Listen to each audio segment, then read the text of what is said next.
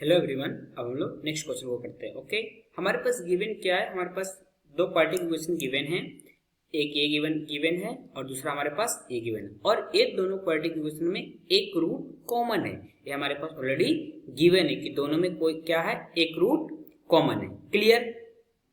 और हमें क्या फाइंड आउट करना है? हमें फाइंड आउट करना है कि इसका वैल्यू कितना होगा।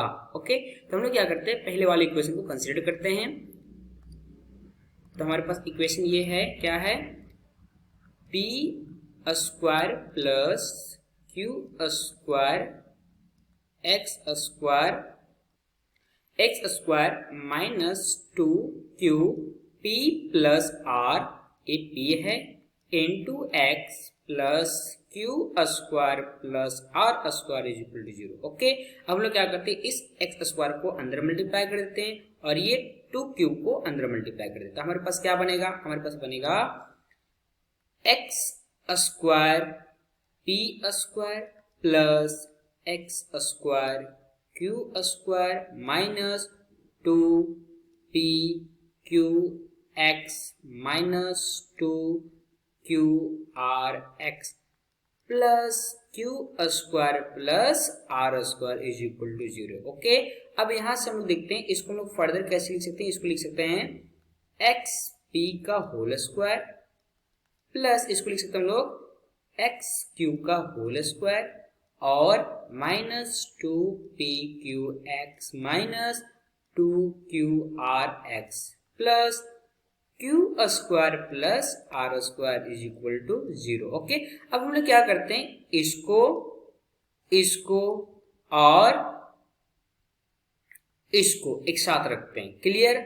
और जो हमारे पास बचे, क्या बच गया हमारे पास? जो बच गया ये वाला और इसको एक साथ रखते हैं। तो हमारे पास क्या बनेगा? हमारे पास बन रहा है एक्स पी का whole square minus 2p Q X plus Q का होल स्क्वायर। उसके बाद क्या बन रहा है, फिर प्लस इसको एक साथ रखते हैं, फिर बनेगा हमारे पास प्लस में क्या, एक्स क्यू का होल स्क्वायर फिर minus 2q R X plus R square is equal to 0।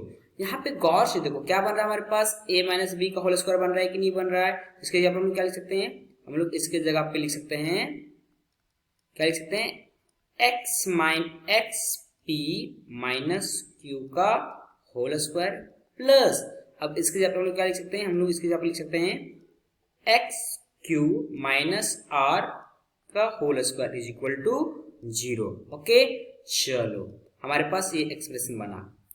अब आपको थोड़ा सा दिमाग लगाना पड़ेगा, जरा सोचो, कभी भी दो नंबर का स्क्वायर का सम 0 कब हो सकता है? ऑलवेज आपको दिमाग में रखना है कि कभी भी दो नंबर का स्क्वायर का सम 0 तभी हो सकता है जब दोनों का दोनों नंबर 0 के बराबर हो। हम ये कहना चाहते हैं, यदि A square plus B square is equal to 0 है तो ये तभी पॉसिबल है, ये पॉसिबल तभी जब A is equal to B 0 हो जाएगा and B equal to B 0 होगा तब, अदरवाइज ये कभी पॉसिबल है ही नहीं। दोनों 0 होगा तभी हो सकता है। क्लियर? अब इसी कॉन्सेप्ट को हम लोग यहाँ पे अप्लाई करते हैं। क्लियर? हमारे पास यहाँ पे लिखा हुआ है x minus P minus Q का whole square plus x minus Q minus R का होल स्क्वायर, ये दोनों का सम का स्क्वायर 0 है। इसका मतलब ये हुआ x p minus Q is equal to 0 होगा एंड क्या होगा, x q minus R is equal to 0 होगा। यहाँ पे x का वैल्यू क्या निकल गया, हमारे पास हो गया x का value q divide by p and x is equal to आ जाएगा r डिवाइड बाय q। अब आपको सोचने वाली बात है, यदि सपोज करते हैं ये दोनों क्वांटिटी हमारा q अपॉन p, ये वाला क्वांटिटी और ये वाला क्वांटिटी इक्वल नहीं है, यदि ये दोनों इक्वल नहीं होगा, ये दोनों इक्वल नहीं है, तो जब हम लोग इसको पुट करेंगे तो ये तो 0 बन जाएगा। लेकिन ये 0 बनेगा क्या? 0 नहीं बनेगा, जबकि हमारा दोनों का स्क्वायर का सम 0 के बराबर है। इसका मतलब ये हुआ कि ये दोनों क्वांटिटी भी इक्वल ही होना चाहिए तभी ये सेटिस्फाई करेगा, अदरवाइज नहीं करेगा। इसका मतलब ये हुआ कि जो हमारा रूट होगा x equal to Q upon P, वो किसके बराबर होगा, r अपॉन, क्योंकि ये दोनों क्वांटिटी बराबर होंगे। क्लियर? चलो अब हम लोग फर्दर थोड़ा सा देख जानने की कोशिश करते हैं कि इक्वेशन नंबर 1 में क्या गिवन है। हमारे पास इक्वेशन में ये गिवन है, क्लियर, हमारे पास इक्वेशन में ये गिवन है। Just a second, let me erase this one, okay now it's fine. देखो हमारे पास ए गिवन है, ए गिवन है। अब यहाँ पे गौर करने वाली बात है, हमारे यहाँ पे जो ए मतलब एक्स स्क्वायर का कोफिशिएंट, ए क्या है हमारे भाई सब, ये ऑलवेज पॉजिटिव है, क्लियर। और जो हमारे पास सी, ये वाला पोर्शन ए सी जो है, ए भी ऑलवेज पॉजिटिव है। अब हम लोग देखते हैं जो हमारा बी वाला पोर्शन, ए वाला पोर्शन, इसका साइन क्या है। हमारे पास ए पॉजिटिव दिख गया, सी पॉजिटिव दिख गया। अब हम लोग देखते हैं ये मिडिल वाला पोर्शन जो बी है, इसका साइन क्या है।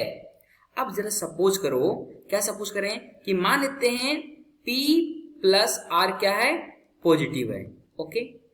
P प्लस आर क्या है, पॉजिटिव है, और Q क्या है, Q हमारा नेगेटिव है।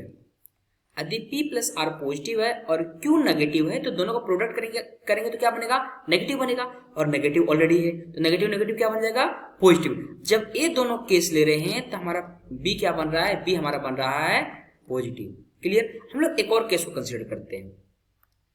अब हम लोग सपोज करते हैं कि जो हमारा P प्लस आर है वो क्या है, नेगेटिव है, और Q क्या है, Q हमारा पॉजिटिव है।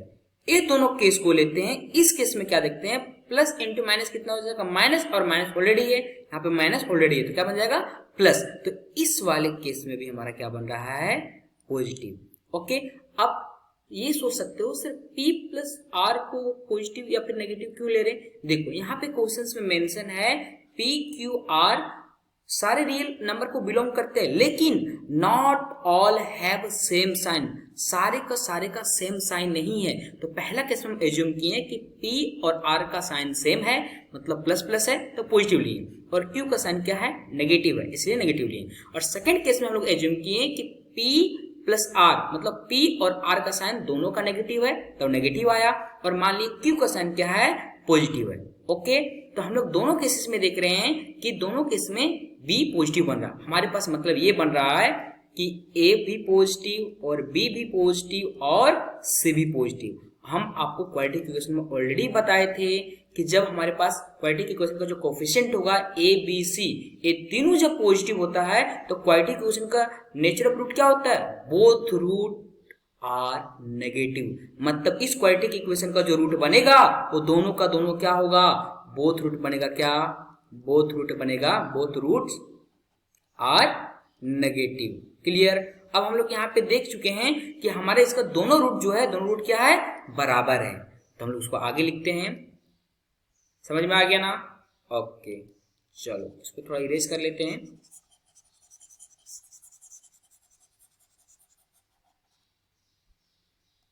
चलो तो हमारे पास ये मिला कि हमारे पास दोनों के दोनों रूट क्या हैं, इक्वल हैं, लेकिन दोनों के दोनों रूट क्या हैं, नेगेटिव है, ओके। अब हम लोग आगे थोड़ा देखते हैं।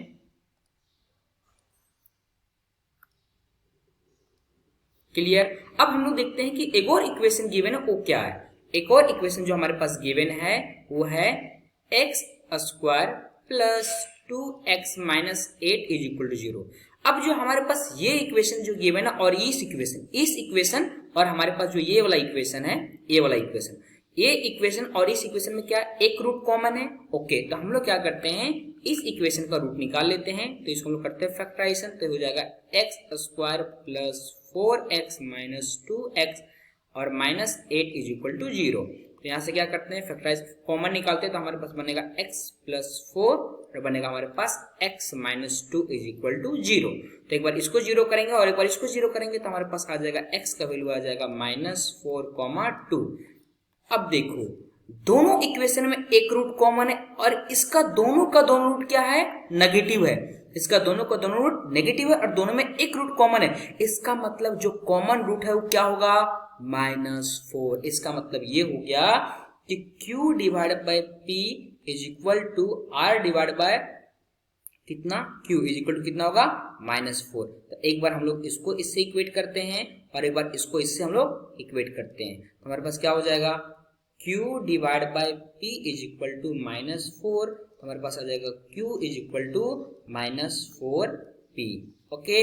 अब हम लोग फर्दर में क्या करते हैं, हम लोग इसको इससे इक्वेट करते हैं। तो हमारे पास क्या बनेगा, जस्ट अ सेकेंड, तो हमारे पास बन जाएगा r divide by q is equal to -4। तो इसको क्रॉस मल्टीप्लाई कर देते हैं तो हमारे पास हो जाएगा r is equal to -4q। अब q का वैल्यू जो यहाँ पे निकाले हैं, इस वैल्यू को हम लोग यहाँ पे प्लग कर देते हैं। तो हमारे पास हो जाएगा r is equal to -4 into -4p। Okay, अब इसको सिंप्लीफाई करेंगे तो हमारे पास हो जाएगा r is equal to 16p। Okay, अब हमको फाइंड आउट क्या करना है, अपन को फाइंड आउट करना है, निकालना है q square plus r square divide by p square का वैल्यू क्या होगा। तब हम लोग क्या करते हैं, q स्क्वायर, q के जगह पे वैल्यू, q का वैल्यू यहाँ से पुट कर देते हैं यहाँ पे, और यहाँ पे जो r का वैल्यू उसको यहाँ पे हम लोग पुट कर देते हैं। तो देखते हैं क्या बनता है। ओके, तो हम लोग देखते हैं क्या बनेगा। यहाँ पे लिखते हैं -4p का होल स्क्वायर प्लस यहाँ पे क्या बनेगा 16p का होल स्क्वायर डिवाइड बाय हमारे पास हो जाएगा p स्क्वायर। ओके, इसको सिंप्लीफाई करते हैं तो हमारे पास हो जाएगा, माइनस है तो स्क्वायर है तो माइनस खत्म हो जाएगा, तो यहाँ बनेगा 16p स्क्वायर प्लस इसका स्क्वायरिंग करेंगे कितना आएगा, हमारे पास आएगा 256p स्क्वायर। अब हम लोग क्या करते हैं, डिवाइड बाय p स्क्वायर, ऊपर से p स्क्वायर को कॉमन निकालते हैं और नीचे से p स्क्वायर को कॉमन निकाल के कैंसिल कर देते हैं। तो हमारे पास बन जाएगा, पहले इसको जोड़ लेंगे तो आ जाएगा 272p square divide by p square. तो p स्क्वायर से p स्क्वायर कैंसिल, तो हमारे पास आ गया फाइनल आंसर, हमारे पास हो जाएगा q square plus r square divide by p square is equal to 272 is the final answer. Okay, चलो बाय बाय।